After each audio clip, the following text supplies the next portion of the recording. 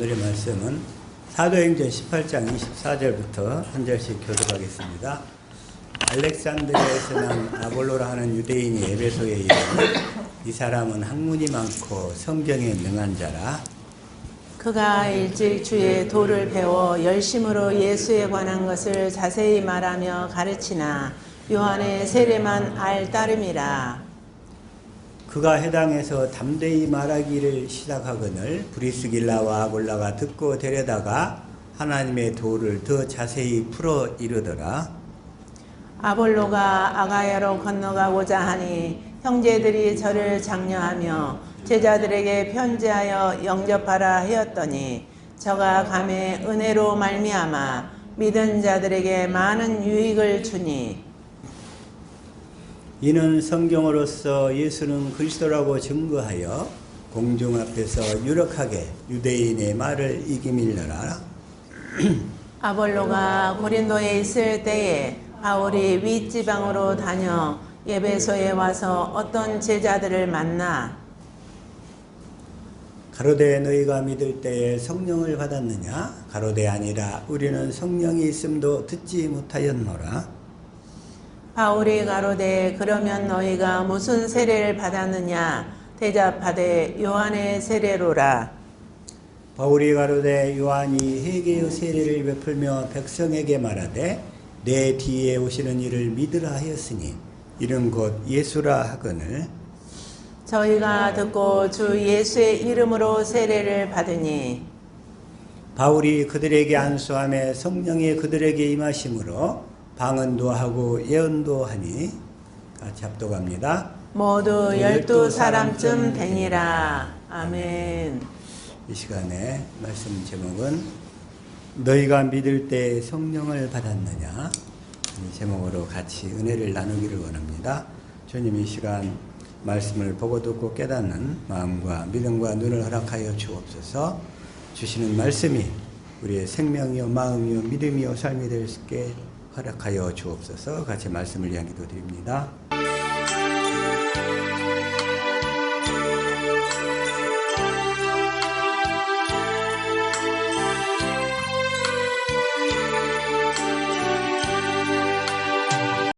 아멘.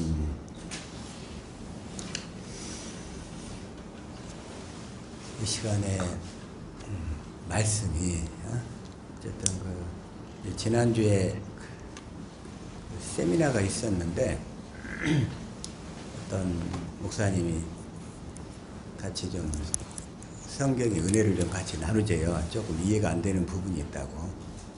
그래가지고 그 부분을 같이 얘기를 하는데 월요일날 저녁이었는데 이게 같이 그때는 잘 대답을 못 하겠더라고요. 그래서 수요일까지인데 월요일날 저녁 지나고 화요일날 하루 종일 지나고 그래가지고 이제 수요일날 새벽이 됐는데 이제 조금 깨달음을 주시더라고요. 그래서 그 부분을 아침을 먹고 가서 같이 함께 이제 은혜를 좀 나눴어요. 그랬더니 이제 조금 한 80~90%는 좀 알 것 같다고 근데 그렇게 말씀을 하셔요. 오늘 이 시간에 그 부분을 조금 같이 은혜를 나누기를 원해요. 그리고 그러기 전에 먼저 지난주에 사도행전 13장 32절 다시 한번 읽읍시다. 시작. 우리도 조상들에게 주신 약속을 너희에게 전파하노니 조상들에게 주신 약속 33절 곧 하나님이 예수를 일으키사 우리 자녀들에게 이 약속을 이루게 하셨다 함이라. 여기까지만요. 하나님께서 예수를 일으키사 예수를 부활시켜서 우리 자녀들에게 이 약속을 이루게 하셨다 함이라. 우리는 이제 조상들에게 주신 약속 그것이 이제 복음인데 그 약속을 전하는 거예요. 그 약속이 이루어지도록 그러려면 이 약속을 이루어져야 되는데 이 약속을 믿음으로 살 때 뭔 일이 이루어지냐면 38절 시작. 그러므로 형제들아 너희가 알 것은 이 사람을 힘입어 죄 사함을 너희에게 전하는 이것이며 이 사람을 힘입어 이 사람이 누구냐면 부활하신 예수 그리스도예요. 부활하셔서 내 안에 오신 예수 그리스도를 힘입어 우리가 제사함을 받는다는 거예요. 부활하신 그리스도가 내 안에 오셔서 주님이 주신 마음으로 나타날 때 내 육신의 생각과 마음에 있던 그 더러운 여러 가지 생각들이 다 떠나간다는 거예요. 그게. 그래서 제사함인 거예요. 내 안에 계신 예수 그리스도. 내 안에 계신 예수 그리스도. 그래서 내 안에 계신 예수 그리스도는 부활하여서 나에게 함께 살려고 찾아오신 분이죠. 그래서 이분을 힘입어 제사함을 우리가 받게 된다는 거고. 그다음에 39절 시작. 또 모세의 율법으로 너희가 의롭다 하심을 얻지 못하던 모든 일에도 이 사람을 힘입어 믿는 자마다 의롭다 하심을 얻는 이것이라. 모세 율법으로는 자기 의를 쌓는 수밖에 없어요. 자기 의. 근데 하나님 앞에 나아갈 때 자기 의는 하나님이 인정을 안 하셔. 그래서 아무 쓸모가 없어요. 자기 의는 자기가 육신의 생명으로 최선을 다해서 하나님께 인정받으려고 나가는 거예요. 그게 자기 의예요. 자기 의. 근데 하나님은 그런 건 안 받으시겠대. 그래서 오직 복음을 믿음으로 주님이 주신 마음, 주님이 주신 생각으로만 믿고 행하는 것, 이것만 받으시겠다는 거예요. 저와 여러분이 이제 자기 의로 살지 않고 하나님의 의로만 살기를 축복합니다. 아멘. 그래서 이 사람을 힘입어, 이 사람도 부활하신 예수 그리스도인데 그리스도께서 주시는 마음이에요. 그래서 우리는 자기 의로 살 건가 하나님 의로 살 건가. 자, 로마서 다시 한번 10장 2절 시작. 형제들아 내 마음에 원하는 바와 하나님께 구하는 바는 이스라엘을 위함이니 곧 저희로 구원을 얻게 함이라. 이스라엘을 위함이니. 이스라엘. 이제는 이스라엘 사람만 구원을 받는다고 그랬어요. 이스라엘 사람만. 그러려면 우리가 이스라엘 사람이 되어야 돼. 이스라엘 사람. 그래서 이스라엘 사람이 되는 것은 이삭의 자손만 이스라엘 사람이 될 수 있다는 거예요. 예. 아브라함과 이삭과 야곱에게 하신 언약을 믿는 자가 이스라엘 사람인 거예요. 예. 언약을 깨달아 믿지 아니하면 그 사람이 이스라엘 중에서 이스라엘에서 태어났다 할지라도 이스라엘을 하나님 인정을 안 하셔요. 그래서 이스라엘을 위함이니. 이제 이스라엘은 영적 이스라엘이라고 그랬죠? 영적 이스라엘. 그런데 2절. 내가 증거하노니 저희가 하나님께 열심히 있으나 지식을 쫓은 것이 아니라. 지식. 그러니까 이 지식이 있어야 돼. 지식. 근데 뭐에 대한 지식이냐면 3절. 하나님의 의를 모르고 자기 의를 세우려고 힘써 하나님의 의를 복종치 아니하였느니라. 하나님의 의를 모르고 자기 의를 세우려고. 그러니까 하나님의 의를 모르면 자기 의로 살게 된다는 거예요. 그래가지고 하나님의 의를 복종치 아니하였느니라. 그러니까 하나님의 의는 약속을 믿음으로 그 약속이 내 안에서 이루어져서 주님이 주시는 그리스도의 마음, 그 예수의 이름이 하나님의 의란 말이에요. 하나님의 의. 그래서 이 약속을 모르면 하나님의 의로 살 수가 없어. 그래서 그런 사람은 하나님께서 받아주시질 않아요. 받아주시질 않아. 그래서 하나님과 올바른 관계를 또 하나님의 의라고 그러는데, 그러니까 이 모세 율법으로 나아가는 것을 자기 의, 약속을 믿음으로 나가는 것을 하나님의 의, 이렇게 얘기한단 말이에요. 이제 이스라엘 사람들이 넘어진 게 있어. 이 10장에 앞서서 9장 30절부터 자 시작. 그런즉 우리가 무슨 말 하리요? 의를 쫓지 아니한 이방인들이 의를 얻었으니 곧 믿음에서 난 의요. 이방인들이 의를 얻었는데 이것은 믿음에서 난 의예요. 믿음. 근데 믿음은 뭐냐? 복음을 믿어야 되죠. 복음을 믿어야 된다는 것은 복음을 믿어야 돼. 믿음에서 난 의요. 반면에 31절. 의의 법을 쫓아간 이스라엘은 법에 이르지 못하였으니. 왜냐하면 자기 의로 살아버렸거든. 모세 율법을 지키려고 몸부림을 쳤던 거예요. 저와 여러분이 복음을 모를 때는 하나님의 말씀을 지키려고 몸부림을 쳤어. 무엇으로? 자기 의로. 자기 의로 쓰니까 될 듯 하다가 안 되는 거야, 이게. 자기 의. 그래서 율법으로는 죄를 깨달아서 율법은 그리스도께 인도하는 몽학선생이 되고, 그래가지고 우리가 그리스도께 인도받아서 이 하나님의 언약을 깨달아 믿음으로 그리스도가 우리 안에 들어오시게 되는 거예요. 들어오시게. 그래서 의의 법을 쫓아간 이스라엘은 법에 이르지 못하였으니, 왜 그러냐면 이들은 행위를 의존했거든. 또 모세 율법을 지키려고 그랬어요. 32절. 어찌 그러하뇨? 이는 저희가 믿음에 의지하지 않고 행위에 의지함이라. 부딪힐 돌에 부딪혔느니라. 세상의 모든 종교는 다 행위를 의지하는 거예요. 자기 행위를 개선시켜서 어떤 믿음의 고지에 도달하려고 노력하는 거예요. 이게 모든 종교가, 불교도 그렇고 유교도 그렇고 이슬람교도 그렇고 세상의 모든 종교가 다 행위를 의지해서 자기 행위를 개선시켜서 어떤 도덕적인 수준을 높이려고 하고, 어떤 자기 나름대로 그런 고지를 올라가려고 부단히 노력하는 거예요. 부단히 노력하는 거예요. 행위에 의지함이라. 모세 율법은 이 행위로 하나님께 도달하려고 노력하는 거란 말이에요. 그런데 33절 시작. 기록된 바 보라, 내가 부딪히는 돌과 거치는 반석을 시온에 두노니 저를 믿는 자는 부끄러움을 당치 아니하리라 함과 같으니라.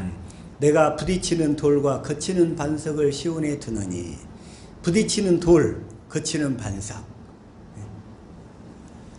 이게 말하자면 이제 반석에서 나오는 그 생수를 마시고 살아야 된단 말이에요. 그러니까 예수 그리스도를 믿음으로. 그런데 유대인들은 예수 그리스도를 안 믿었어요. 그게 바로 예수 그리스도가 그들에게는 부딪히는 돌이 되어버렸어. 거치는 반석이 되어버렸어. 행위를 의존하니까. 그래서 그런데 거치는 돌과 반석에 해당하는 저를 믿는 자는, 그리스도를 믿는 자는 부끄러움을 당치 아니하리라.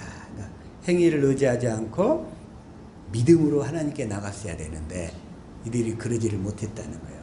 그래서 하나님께서 자기 의로 산 이스라엘과 믿음으로 나간 이방인을 딱 대조해서 설명하시는 거예요.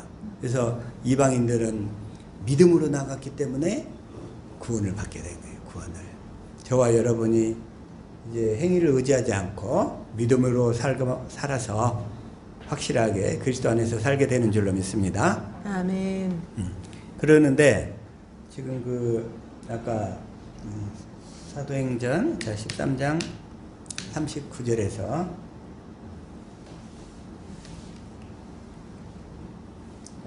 다시 한번 읽읍시다. 시작.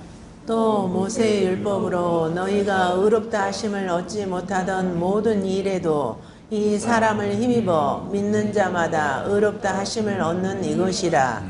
모세 율법은 육신의 생명에 준 거예요. 사람은 다 두 가지 생명이 있어요. 무슨 생명이냐면 육신의 생명이 있고 하나님의 생명이 있어.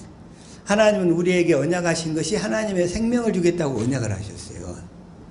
그래서 이 하나님이 성경에 나타난 언약에는 딱 두 가지. 육신의 생명에 준 언약이 있고 하나님의 생명을 주겠다고 언약하신 것이 있고, 그걸 딱 알아야 돼. 그래서 육신의 생명으로는 하나님에 의해 도달할 수가 없기 때문에 육신을 십자가에 주님과 함께 못 박아 죽이는 거예요, 이제. 그래서 더 이상 육신으로 살지 말고 하나님을 믿는 믿음으로 나오라고. 믿음. 저와 여러분은 이미 믿음으로 열심히 달려가는 줄 믿습니다. 아멘. 그래서 믿는 자마다 복음을 믿는다는 거예요, 이제. 행위를 의지하지 않고 복음을 믿는 자마다 의롭다 하심을 얻는 이것이라. 그런데 이 복음을 얘기하면 사람이 특히 나름대로 자기가 깨끗하고 의롭다고 생각하는 사람일수록 안 받아들여. 안 받아들여요. 그러면 어떻게 되냐면 40절 시작. 그런즉 너희는 선지자들로 말씀하신 것이 너희에게 미칠까 삼가라. 무엇이 미치게 되냐면 자 41절. 일러스되 보라 멸시하는 사람들아 너희는 놀라고 망하라. 내가 너희 때를 당하여 한 일을 행할 것이니 사람이 너희에게 이를지라도 도무지 믿지 못할 일이라 하였느니라 하니라. 그래서 이 복음을 얘기해도 아무리 얘기해도 안 받아들인다는 거예요. 도무지 믿지 못할 일이라 하였느니라. 도무지 믿지 못하는 이유가 뭐냐면 그 사람의 그 육신의 생각과 마음이 망하지를 않아서 그런 거예요. 그래서 하나님은 그 사람의 그 복음으로 이끌 사람은 그 육신의 생각과 마음이 망하도록 하나님이 이끄셔요. 어떻게 이끄시냐면 그게 바로 다시 한번 이사야 6장 9절 시작. 여호와께서 가라사대 가서 이 백성에게 이르기를 너희가 듣기는 들어도 깨닫지 못할 것이요 보기는 보아도 알지 못하리라 하여. 그래서 이사야 선지자를 통해서 말씀하시는 거예요. 너희가 듣기는 들어도 깨닫지 못할 것이요 보기는 보아도 알지 못할. 왜냐하면 모든 그 믿음의 중심이 자기 행위로 구원을 이루려고 하는 사람한테서는 이 복음을 전해도 전혀 깨달아지지가 않는 거예요. 이게 육신의 생명으로. 그래서 하나님께서 그 아담과 하와가 마귀의 말을 믿고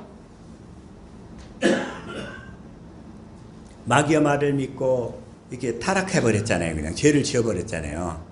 그래가지고 이제 그 육신의 생명은 완전히 오염돼 버렸어요. 죄로. 그래서 그런 사람들한테는 이제 이 복음을 전해도 깨닫지를 못하는 거예요. 깨닫지를 못해. 그래서 그런 상태에서는 그 육신의 생각과 마음이 완전히 망해버려야 되는데 이게 10절이에요. 시작.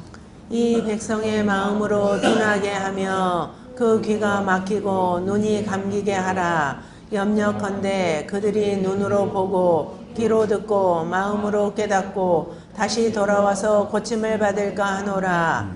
그래서 육신의 생명으로 행위로 구원받으려고 하는 사람들은 기가 막히고 눈이 감기게 되고 그래서 마음은 둔하게 돼버리고 깨닫지를 못하는 거예요. 그러니까 우리가 행위로 구원받으려고 노력하면 노력할수록 우리 마음이 굳어져 가는 거예요. 더 굳어져요. 내가 열심히 살려고 할수록 마음이 더 굳어지는 거예요. 마음이 둔하게 돼가지고. 그래가지고 완고해지고 고집만 세지는 거예요. 누구처럼? 바리새인들처럼. 그럼 이 사람들이 언제까지 마음이 둔하게 되고 기가 막히고 눈이 감기겠습니까? 하고 이사야 선지자가 물어보는 거예요. 11절 시작.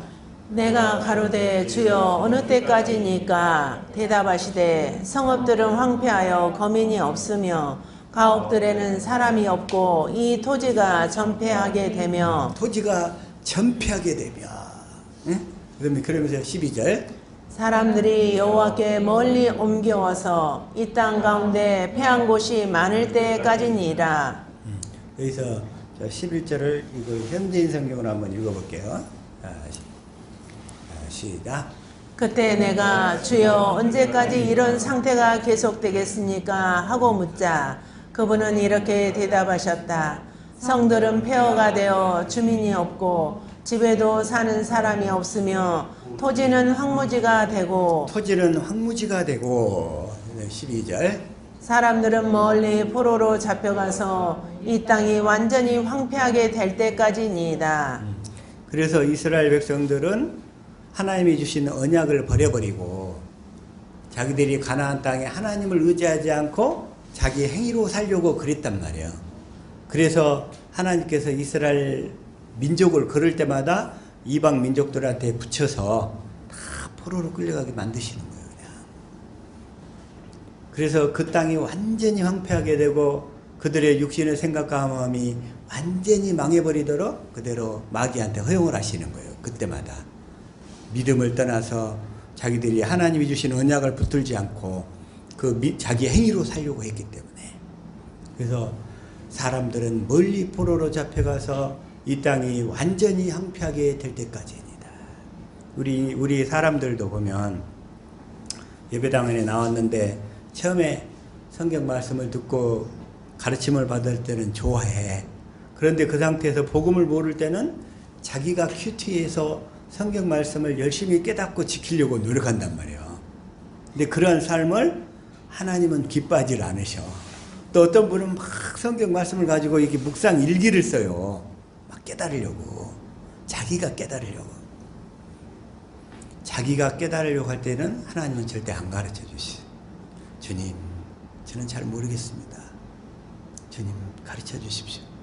하나님이 하신 언약을 제가 확실히 깨달아 믿는 제가 아브라함의 자손입니다. 주님, 나를 긍휼히 여겨주셔서 깨닫게 해주십시오. 깨닫게 해주십시오. 하고 나갈 때 주님이 그때 성령을 통해서 하나씩 하나씩 가르쳐 주시는 거예요. 이게. 아멘. 그때 가르쳐 주시는. 자기가 뭘 할 수 있다고 하는 사람한테는 주님은 절대로 안 가르쳐 주셔. 네가 한번 해봐라 딱 그러셔. 그리고 주님은 가만히 계셔. 그러면 우리는 어떻게 상대방이 성경에 대해서 질문해도 대답해 줄 말이 없어. 아니면 누구 어떤 책에서 본 거, 주석책에서 본 거 이거 얘기하잖아요. 그러면 변론만 더 커져버려. 변론. 그 지식이, 그 깨달음이, 그 가르침이 주님으로부터 나온 것이 아니면 사람들하고 얘기할 때 더 변론만 커져버려. 그게 안 된다면. 그래서 나는 모르겠습니다, 주님 하고 주님께 묻고 가르쳐 달라고, 깨닫게 해달라고. 그래서 오늘 원래 그 물세례와 그 성령 세례 부분, 사람은 물과 성령으로 이렇게 거듭나게 되는데, 다시 한번 요한복음 3장 3절 이걸 한번 우리 성경으로 시작. 예수께서 대답하여 이르시되 진실로 진실로 내게 이르노니 사람이 거듭나지 아니하면 하나님의 나라를 볼 수 없느니라. 사람이 거듭나야 하나님 나라를 볼 수 있다는 거예요. 이 하나님 나라. 근데 4절 니고데모가 이르되 사람이 늙으면 어떻게 날 수 있사옵나이까? 두 번째 모태에 들어갔다가 날 수 있사옵나이까? 우리가 이제 거듭나야 들어가는 하나님 나라인데 니고데모가 이렇게 질문하니까 예수님이 5절 예수께서 대답하시되 진실로 진실로 내게 이르노니 사람이 물과 성령으로 나지 아니하면 하나님의 나라에 들어갈 수 없느니라. 우리가 이제 물과 성령으로 거듭나야 돼요. 거듭나야 들어가는 나라, 하나님의 나라. 이 하나님의 나라는 뭐냐면 이 하나님 나라나 천국은 같은 의미라고 그랬어요, 성경에서. 근데 어떤 사람은 뭐냐면 천국 하면은 죽어서 가는 나라 이렇게 생각하고 있어요. 천국 하면. 그리고 하나님의 나라는 또 물론 이 땅에서도 갈 수 있다고 생각을 해. 그래가지고 천국과 하나님의 나라가 다르다는 거예요. 특히 신학교 교수들 중에서 그런 부분들이 있어요. 꼭 왜냐하면 천국 하면 죽어서 가는 나라라 이렇게 생각만 하고 있거든. 근데 천국은 5가지, 좀 더 세분하면 6가지 의미가 있는데 이 천국이나 하나님 나라 같은 의미예요. 그런데 여기서 이 하나님 나라는 이제 우리가 육신의 장막을 벗고 그 예수님만 가신 그 나라, 하나님 아버지가 계신 나라, 그 나라를 얘기하는 거예요. 그래서 여기는 뭐냐면 자, 13절 다시 한번 시작. 하늘에서 내려온 자 곧 인자 외에는 하늘에 올라간 자가 없느니라. 즉 하나님 아버지 계신 그곳, 거기서 하나님 나라를 얘기하는 거예요. 그래서 우리가 물과 성령으로 거듭나면 그 하나님 나라에 가게 돼요.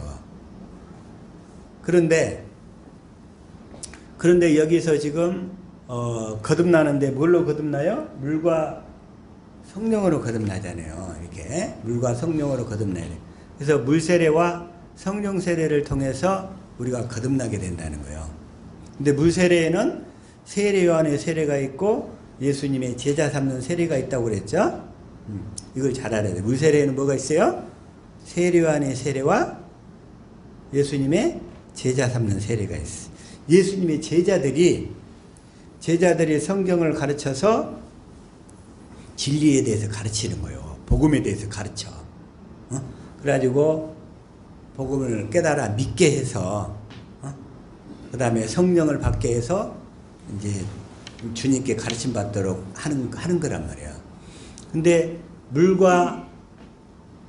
그래서 이제 물과 성령으로 이렇게 나야 되는데, 그래서 물 세례는 세례 요한의 세례와 예수님의 제자 삼는 세례가 있다 그랬죠.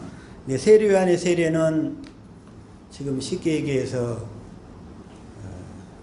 다시 한번 해볼게요. 자, 마태복음 3장 13절 시작. 이때 예수께서 갈릴리로부터 요단강에 이르러 요한에게 세례를 받으려 하시니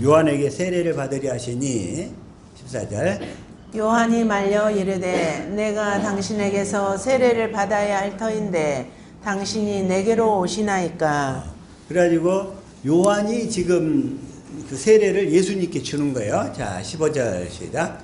예수께서 대답하여 이르시되 이제 허락하라. 우리가 이와 같이 하여 모든 의를 이루는 것이 합당하니라 하시니 이에 요한이 허락하는지라. 그래서 요한이 세례 요한에게 세례를 주는 거지. 아니 요한이 예수님에게 세례를 준 거예요.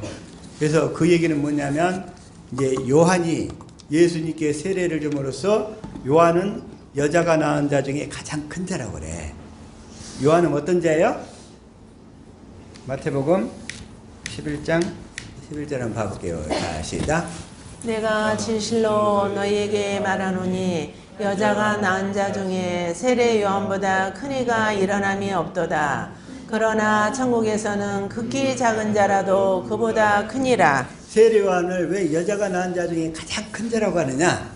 그래서 가장 큰 자가 모든 인류를 대표해서 인간의 죄를 예수님께 전가시키는 거예요. 네, 전가시키는 거.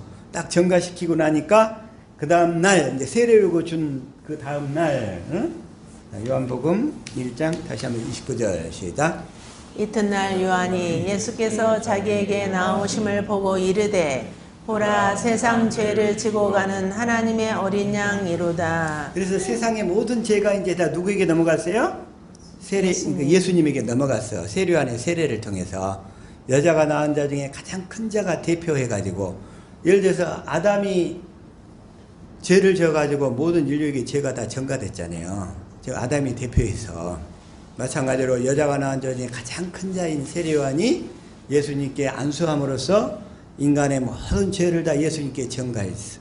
그 예수님이 그 죄를 전가받고서 공생애를 사시면서 이제 십자가에 죽으실 것을 담보로 해서 자기를 찾아온 수많은 병자들을 고쳐주시고 귀신을 내쫓아주시는 거예요. 그리고는 십자가에 죽으시는 거예요. 그래서 우리에게 죄가 넘어갔고 옛사람이 넘어갔어요. 예수님께. 그래서 그렇기 때문에 이게 바로 세례 요한의 세례란 말이에요.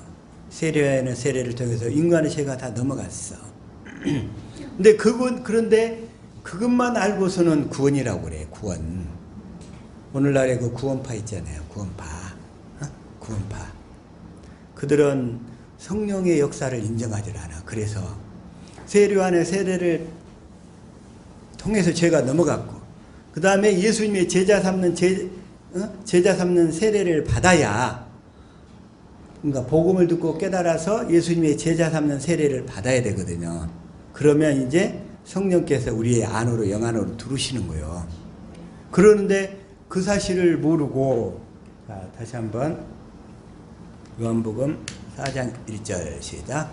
예수께서 제자를 삼고 세례를 베푸는 것이 요한보다 많다 하는 말을 바리새인들이 들은 줄을 주께서 아신지라. 근데 예수님이 제자 삼을 때는 예수님이 직접 세례를 주는 게 아니고 예수님의 제자들이 세례를 주는 거예요. 예수님의 제자들이. 예수님이 주시는 세례는 성령 세례거든요. 그래서 예수님의 제자들이 제자 삼는 세례를 주는 거예요. 그래서 2절 시작. 예수께서 친히 세례를 베푸신 것이 아니요 제자들이 베푼 것이라. 이것을 물세례라고 그래요. 자, 물세례에는 두 가지가 있어요. 세례 요한의 세례와 예수님의 제자 삼는 세례. 그래서 제자 삼는, 그래서 예수님께, 그러니까 예수님의 제자가 되려면 먼저 예수님이 왜 오셨고, 그리고 복음이 무엇이고, 이런 것을 다 가르침을 받은 다음에 제자가 되는 거예요, 이제. 그래가지고 제자가 돼가지고 세례를 받으면서 뭘 하게 되냐면, 이제, 자, 베드로전서 3장 21절. 이걸 공동 번역을 한번 읽어볼게요. 자, 시작. 그것은 오늘날 여러분에게 구원을 가져다 주는 세례를 미리 보여준 것입니다. 세례는 몸에서 더러운 때를 벗기는 것이 아니라 깨끗한 양심으로 살겠다고 하나님께 서약을 하는 것이며 예수 그리스도의 부활로서 이루어지는 것입니다. 깨끗한 양심, 주님이 주시는 마음으로 그 예수 이름으로 살겠습니다 하고 하나님께 서약하는 거예요. 서약. 그래서 그 사실을 믿고 세례를 받고 주님의 제자가 되어서 계속 가르침을 받는 거예요. 그런데 가르침을 받아야 되는데 이 복음을 듣고 깨달아 믿고 가르침을 받으면 성령께서 우리 영 안에 오셔서 그때부터 가르치기 시작하시는 거예요. 그런데 아까 구원파처럼 세례 안에 세례만 알면 성령께서 임하실 수가 없어요. 성령께서. 그래서 어떻게 돼? 성경을 보더라도 성령의 가르침을 받을 수가 없는 거예요. 없어. 그게 바로 요한의 세례만 아는 사람들. 요한의 세례만 아는 사람들이. 근데 오늘 이렇게 딱 이 사도행전을 통해서 제자들이 베푼 세례의 과정을 한번 조금 살펴보자 이거예요. 그게 어떻게 이루어지는지. 먼저 사도행전 8장 26절부터 한번 읽어볼게요. 자, 시작. 주의 사자가 빌립에게 말하여 이르되 일어나서 남쪽으로 향하여 예루살렘에서 가사로 내려가는 길까지 가라 하니 그 길은 광야라. 빌립에게 성령께서 주의 사자가 그랬죠. 천사를 통해서 말하는 거예요. 이게 광야길로 가라 이거예요. 광야길로. 왜냐하면 27절 일어나 가서 보니 에디오피아 사람 곧 에디오피아 여왕 간닥의 모든 국고를 맡은 관리인 네시가 예배하러 예루살렘에 왔다가 에디오피아 여왕 간닥의 모든 국고를 맡은 관리, 말하자면 재정관리 장관이에요. 재정장관이에요. 재정장관. 에디오피아 여왕 간닥의 국고를 맡은 관리인 네시가 예배하러 예루살렘에 왔다가 28절 돌아가는데 수레를 타고 선지자 이사야의 글을 읽더라. 그러면서 글을 읽는데 그 일을 읽는 것이 뭐냐면 32절 읽는 성경 구절은 이것이니 일러스되 그가 도살자에게로 가는 양과 같이 끌려갔고 털 깎는 자 앞에 있는 어린 양이 조용함과 같이 그의 입을 열지 아니하였도다. 이게 지금 이사야 성경인데 이 성경이 어디냐면 이사야 53장 7절 읽고 있었대요. 자, 시작.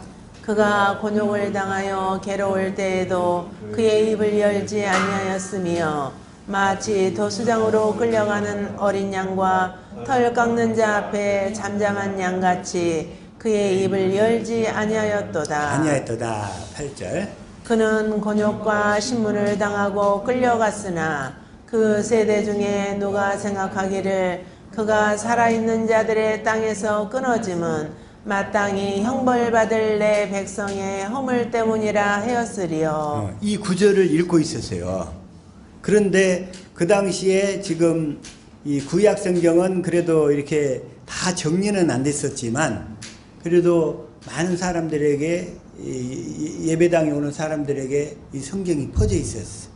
그래서 그 성경을 이 네시가 읽고 있었던 거예요.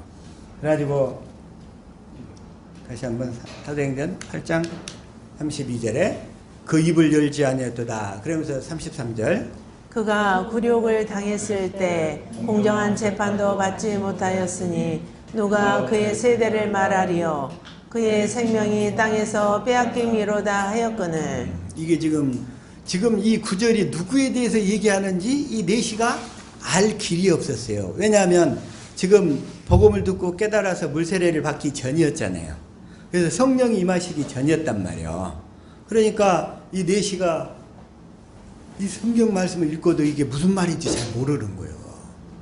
그래서 이게 빌립이 딱 이 사람을 찾아가서 성령이 보내시잖아요. 찾아가서 세례를 주니까 이제 그때 이제 성령이 임해가지고 네시가 이제 성경이 다 뚫리기 시작한 거예요. 그때부터. 그래가지고서 자 38절 시작. 이에 명하여 수레를 멈추고 빌립과 네시가 둘 다 물에 내려가 빌립이 세례를 베풀고 빌립이 이제 세례를 주니까 성경을 읽어도 무슨 소리인지 다 알게 되는 거예요. 그 전에는 세례를 받기 전에는 성경을 읽어도 무슨 소리인지를 몰라. 가르쳐 줄 사람이 내가 어찌 알리요 이러는 거예요. 그래서 이 간닥의 사례를 통해 봤을 때 이 빌립을 통해서 다시 말하면 이 물세례를 받지 아니하면 복음을 듣고 깨달아서 물세례를 받지 아니하면 성경을 봐도 무슨 소리인지를 모르는 거예요.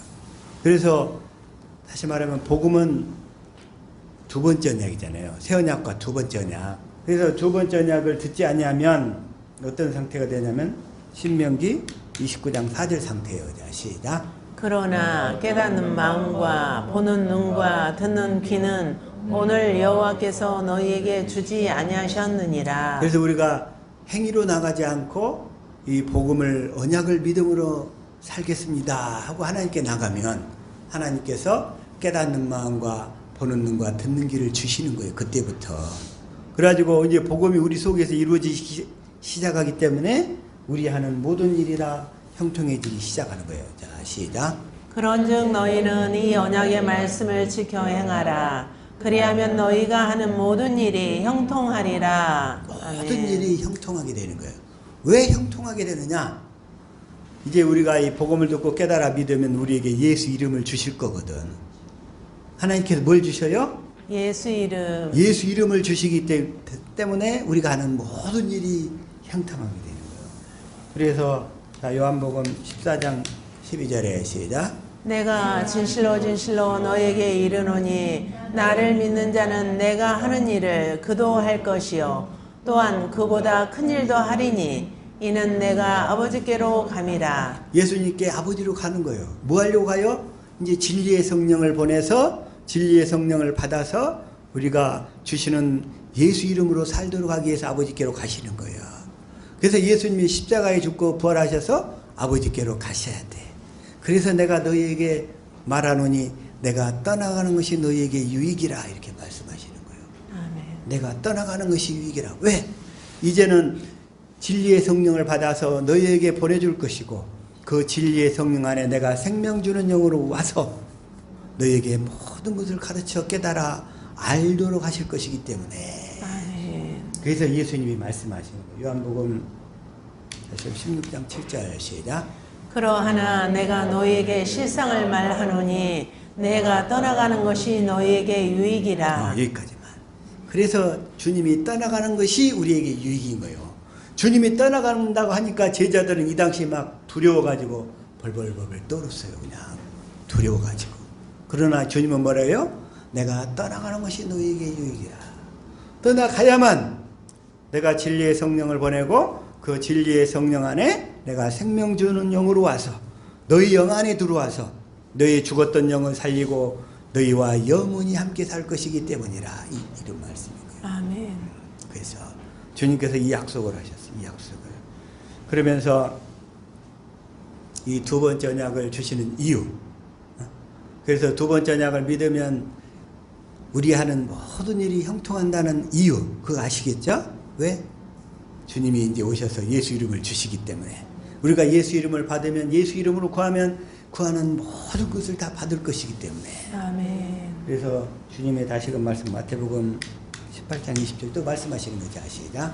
두세 사람이 내 이름으로 모인 곳에는 나도 그들 중에 있느니라. 그래서 우리가 두세 사람이 합심하여 기도하면 뭐든지 다 이루어 주시겠다는 거예요. 아멘. 단 예수 이름으로 모여야 돼. 아멘. 주님이 주신 마음으로 모여야 된다는 거예요. 주님이 주신 아멘. 마음으로. 그래서 두 번째 언약을 깨달아 믿어야 우리의 보는 눈, 듣는 귀, 깨닫는 마음이 오게 되고 그 사건을 통해서 지금 에티오피아 내시 간다게의 사례를 통해서 보여주시는 거예요. 그 전에는 세례를 받기 전에 복음을 듣고 깨달아 세례를 받기 전이니까 성경을 읽어도 이게 뭔 말인지 전혀 몰랐던 거예요. 간다게의 그 내시가. 참고로 지금 오늘날 에티오피아가 지금 새롭게 부흥이 일어나고 있대요. 이 간다게를 통해서 이 내시를 통해서 그때 복음이 전해져 가지고 지금도 에티오피아는 이 복음이 많이 전해져서 아프리카의 새로운 부흥의 어떤 처소가 되고 있어요. 에티오피아가. 그리고 예수님 당시에는 그러니까 예수님 당시에는 예수님의 제자들을 불러 모아 가지고 예수님이 먼저 진리를 쫙 다 가르쳤어요. 전부 다. 가르친 다음에 그 성령이 언제 임했냐면 오순절에 임했어. 오순절에. 예? 그러면 오늘날과 예수님 당시와의 차이점을 말씀드리는 거예요. 그래서 예수님 당시에는 먼저 예수님께서 이 복음 진리 예수님의 삶을 통해서 진리를 다 가르쳤어. 3년 반 동안. 그러나 예수님이 생명 주시는 영으로 예수님이 그 제자들 안에 들어오실 수가 없었어요. 그래서 제자들이 그 주님이 가르치신 진리를 영으로 생명으로는 알 수가 없었다는 거예요. 그냥 지식으로만 정리가 됐던 거예요. 그래가지고 오순절에 성령이 임해가지고 그 제자들이 그 보고 배웠던 진리 지식들이 실제가 된 거예요. 그때 오순절에. 그러나 오늘날에는 이제 우리가 오늘날에는 이제 자, 사도행전 2장 38절 시작. 베드로가 이르되 너희가 회개하여 각각 예수 그리스도의 이름으로 세례를 받고 죄 사함을 받으라. 그리하면 성령의 선물을 받으리니. 이제 오늘날에는 이제 복음을 듣고 깨달아서 주시는 예수 이름으로 살겠습니다 하고 서약을 하면 이제 성령이 우리 영 안에 들어오는 거예요. 단 문제는 뭐냐면 복음이 무엇인지를 확실히 오늘날 사람들이 모르기 때문에 그러는데, 그래서 오늘 본문을 통해서 너희가 믿을 때에 성령을 받았느냐 물어보는 거예요. 그래서 너희가 믿을 때에 성령을 받았느냐. 그래서 이 아볼로 같은 경우도 자, 사도행전 19장 2절 시작. 이르되 너희가 믿을 때에 성령을 받았느냐. 이르되 아니라 우리는 성령이 계심도 듣지 못하였노라. 그런데 이때는 왜 그랬냐면 이 아볼로 같은 경우도 세례 안에 세례만 알고 있었어요. 오늘날 구원파처럼. 그래가지고 죄사함이 구원이라고만 생각했던 거야. 죄사함이. 그러니까 지금 이 아볼로가 뭐냐면 3절에 시작.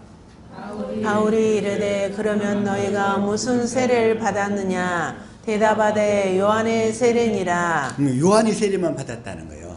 요한의 세례는 뭐냐면 죄사함을 회개하는 거예요. 회개.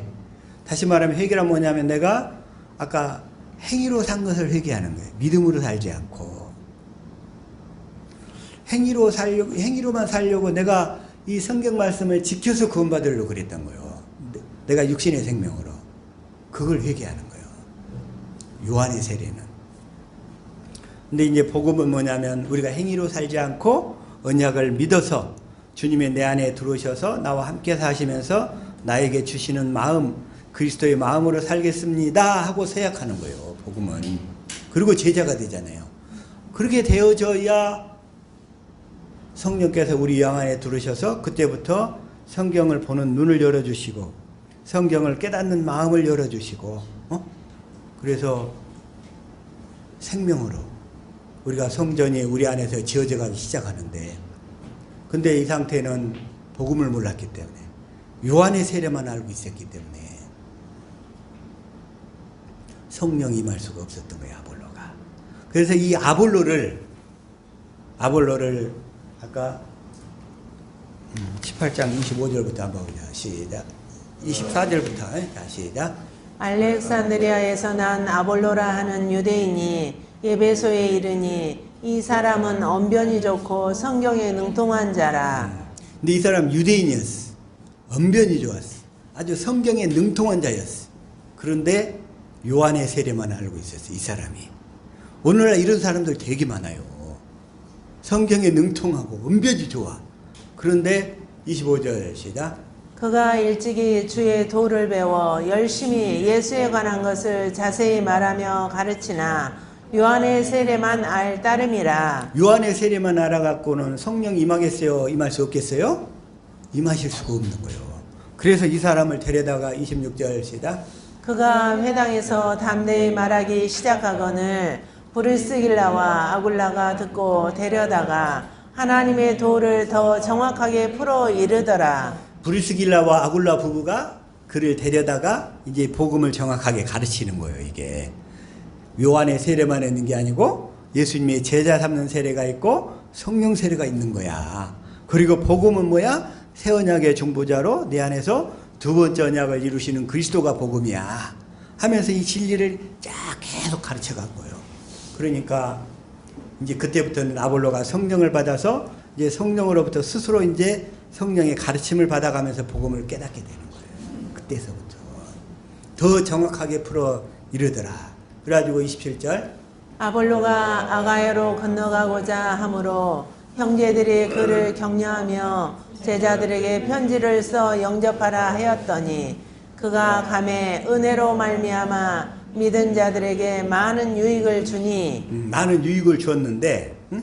그런데 아까 아볼로가 그 전에는 지금 이제 이 아볼로는 그러고 나서 이제 에베소에 있다가 고린도 아가야 지역으로 건너갔어요.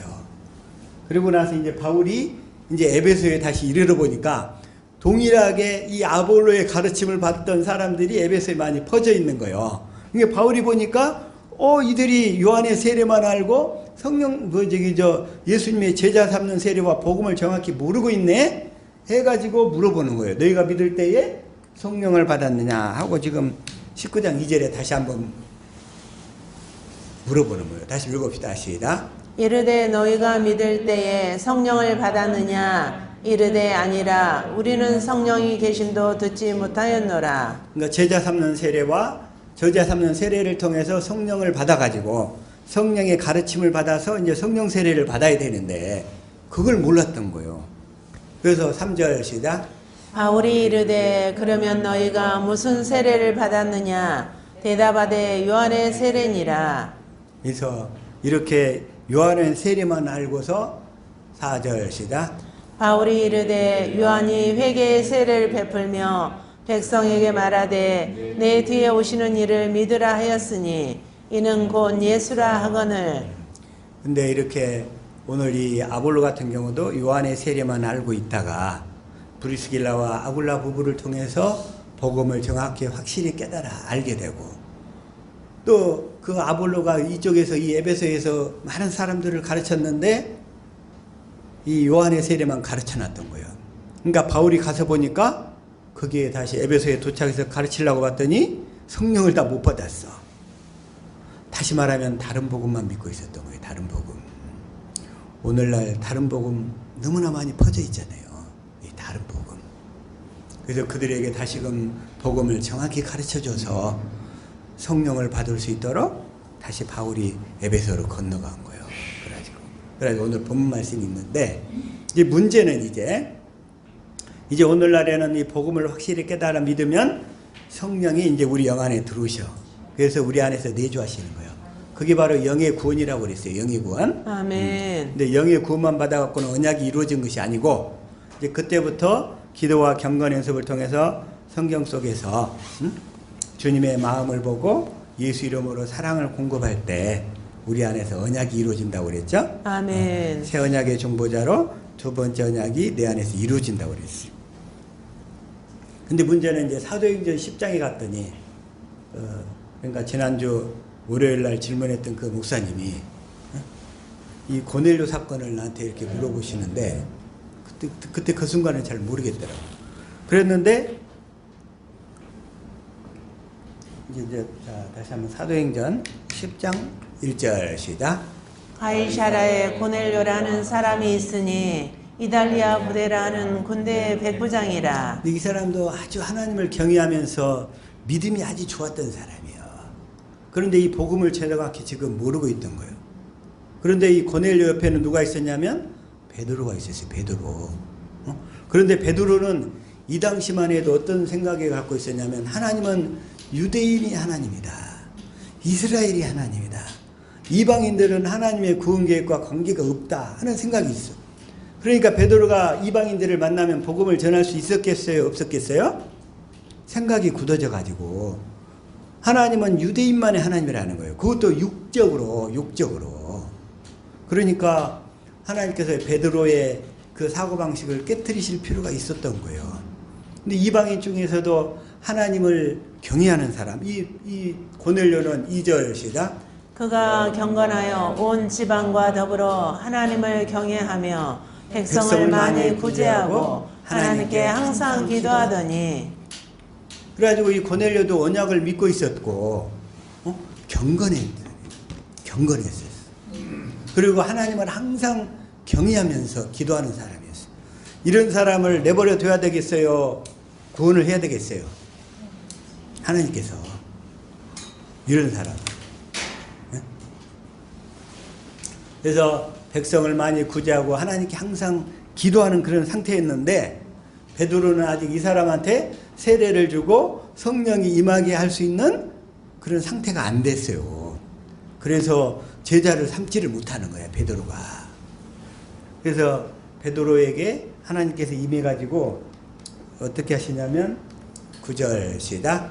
이튿날 그들이 길을 가다가 그 성에 가까이 갔을 그때에 베드로가 기도하려고 지붕에 올라가니 그 시각은 제6시더라. 제6시 이제 기도하러 갔어요. 그러면서 10절 시작. 그가 시장하여 먹고자 하매 사람들이 준비할 때에 황홀한 중에 그래가지고 이제 환상을 통해서 이제 이방인으로 상징하는 먹지 못할 물건 짐승들이 막 보이는 거예요.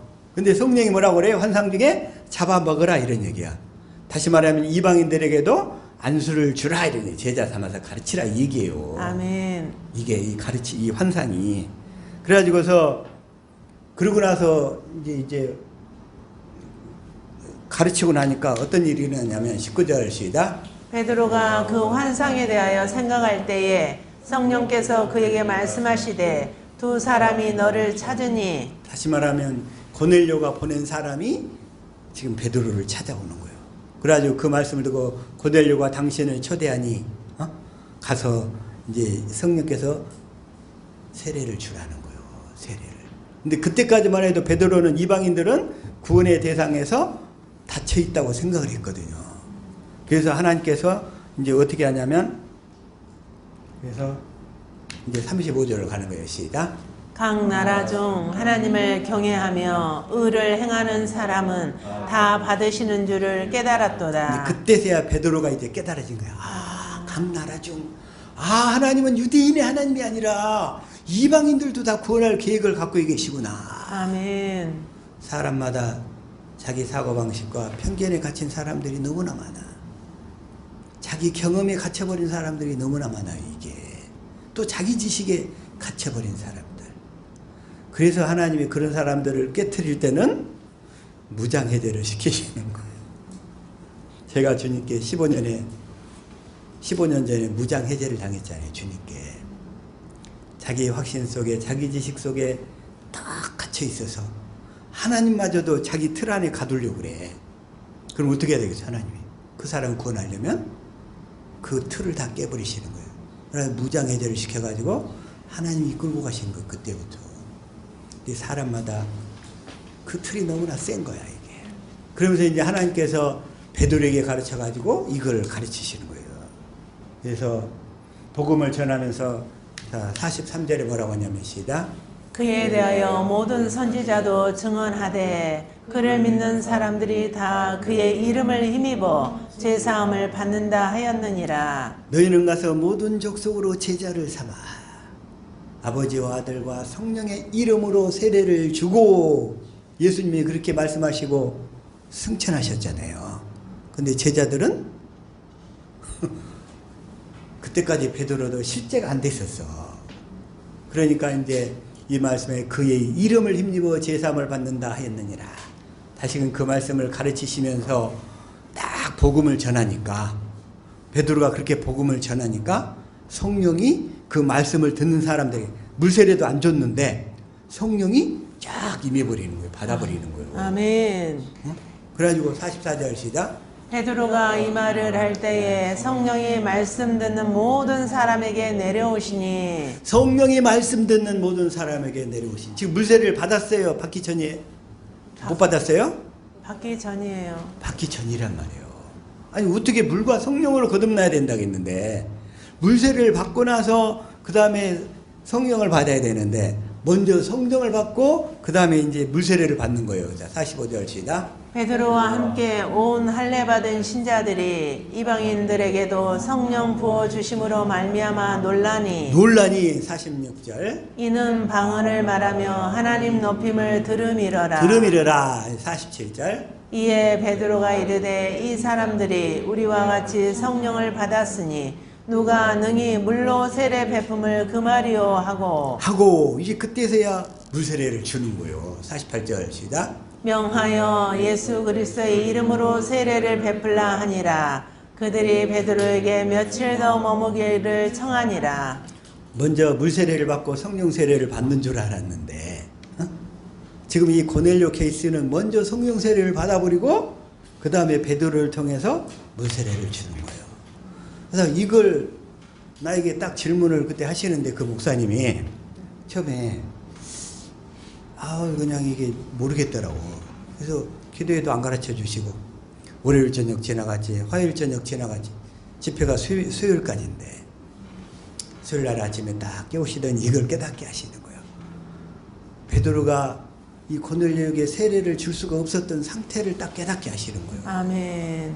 이게 자기만의 편견, 그 사고방식에 딱 갇혀가지고 하나님의 일하심을 제약하고 있었던 베드로를 성령께서 먼저 깨트리시고 그 다음에 성령 세례를 베푸신 다음에 그 다음에 베드로로 하여금 물세례를 베풀게 만들고 이제 앞으로는 이방인들도 다 구원받아야 될 대상이니까 이방인들도 이제 물세례를 주고 성령 세례를 받도록 이끌어라 하고 가르치시는 거예요. 아멘.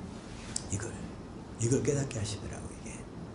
그래서 오늘 말씀에서 사도행전 19장 2절 너희가 믿을 때 성령을 받았느냐. 오늘날 구원파 같은 경우는 자기들이 세례 안에 세례를 통해 죄가 넘어간 것을 그것만 믿고 있단 말이에요. 제자 삼는 세례도 모르고 성령 세례도 모르고 있어요. 그래서 성령의 사역을 제한해 버리는 거예요. 그래서 근데 자기들은 다 구원받았대. 그 세례 안에 세례를 믿으니까 그게 오늘날 이게 실상인 거예요. 그럼 어쨌든 그들 중에서 택한 자들에게 이 복음을 전해야 된다는 거예요. 아멘. 전해야 돼. 저와 여러분의 사명인 줄로 믿습니다. 아멘. 마찬가지로 사도 바울도 사도행전 9장에서 열심히 다메섹에 있는 여러 가지 그 예수 믿는 사람들을 잡아 죽이려고 핍박을 하고 있던 중이었던 거예요. 핍박을 하러 가던 중에 주님께서 먼저 외적으로 임하시는 거예요. 사도 바울도. 그래가지고서 이 아나니아라는 사람의 그 안수를 받고 복음을 듣고 설명을 들은 다음에 그 다음에 이제 세례를 받아요. 사도 바울도. 아나니아의 세례를 받아요. 그게 뭐냐면 사도행전 9장 3절 시작. 사울이 길을 가다가 다메섹에 가까이 이르더니 호련히 하늘로부터 빛이 그를 둘러 비추는지라. 근데 주님이 이때까지만 해도 사도 바울이 복음을 몰랐기 때문에 사도 바울의 영안으로 들을 수가 없었어. 그 외적으로 역사하시는 거예요. 그러다 말타 가다 떨어져 가지고 그냥 눈이 안 보여 가지고서 사흘 동안 식음을 전폐하고 아나니아에게로 끌려가 가지고 무장 해제 당한 거예요. 사도 바울이. 주여 니시니까 나는 네가 핍박하는 나사렛 예수시라. 그러면서 이제 이 바울이 아나니아 앞으로 끌려가 가지고 17절에 시작. 아나니아가 떠나 그 집에 들어가서 그에게 안수하여 이르되 형제 사울아 주 곧 내가 오는 길에서 나타나셨던 예수께서 나를 보내어 너로 다시 보게 하시고 성령으로 충만하게 하신다 하니. 이렇게 무장 해제를 당하는 사도 바울이 아나니아 앞으로 가가지고서 이제 안수를 받고 성령으로 그래서 그 눈에서 이렇게 비늘 같은 것이 떨어지는 거예요. 그래서 18절 시작. 즉시 사울의 눈에서 비늘 같은 것이 벗어져 다시 보게 된지라. 일어나 세례를 받고. 오늘날 사도 바울처럼 동일하게 눈에 이렇게 비닐이 그냥 딱 씌어져 가지고 복음을 못 보는 사람들이 너무나 많아요. 다 가려나가고 있어요. 사도 바울도 그때까지 복음을 못 보던 사람이었다는 것을 이렇게 비늘이 딱 벗겨지는 것으로 말씀하시는 거예요. 두꺼운 게 아니야. 두꺼운 게 아니야. 그냥 한꺼풀이 한꺼풀. 아주 얇은 한꺼풀인데 이게 눈과 마음과 귀에 쫙 씌어져 있네. 그걸 못 봐요. 하나님 주신 언약을 못 봐. 안 보여. 다시 보게 된지라. 이제 영의 눈이 뜨였다는 거예요. 사도 바울에. 아멘. 그래가지고 이제 세례를 받고 성령께서 임해가지고 사도 바울에게 이제 그때부터 주님에 대해서 깊이 깨달아가는 시간을 그 뒤로부터 약 한 10여 년에 걸쳐서 가르치시는 거예요. 하나님께서. 선교 여행을 보내시기 전에. 아멘. 그래서 복음을 아라비아 광야에서 3년 동안 있다가 다시 안디옥 교회로 가서 바나바의 초대로 거기 가서 깊이 다시 복음에 대해서 가르치면서 배우게 되고 그러면서부터 이제 나중에 AD 46년부터 선교 여행을 떠나게 되는 거예요. 사도 바울이 세례를 받고. 그래서 복음은 주권적이에요. 하나님께서 이끌어 가시는데, 그래서 오늘 이 사도행전을 통해서 이게 물세례와 성령 세례가 이게 서로 거꾸로 일어났던 그런 케이스도 있다는 거. 그건 하나님의 주권이다. 그건 하나님 필요해서 이끌어 가시는 거고, 제자들은 그 당시 자기들이 살아온 삶의 환경에서 자기 나름대로의 편견과 고정관념이 많이 있었던 거예요. 네, 이런 것들. 근데 이거의 복음을 전하는 데 있어서 가장 큰 장애물이 된다. 거기에 깨트려져야만 온전히 복음을 믿고 우리가 주님을 따를 수 있는 줄로 믿습니다. 아멘. 저와 여러분은 이 편견과 고정관념 이런 것을 다 벗어버리고 오로지 순전한 마음으로 주님을 보고 따를 수 있기를 예수 이름으로 축복합니다. 아멘.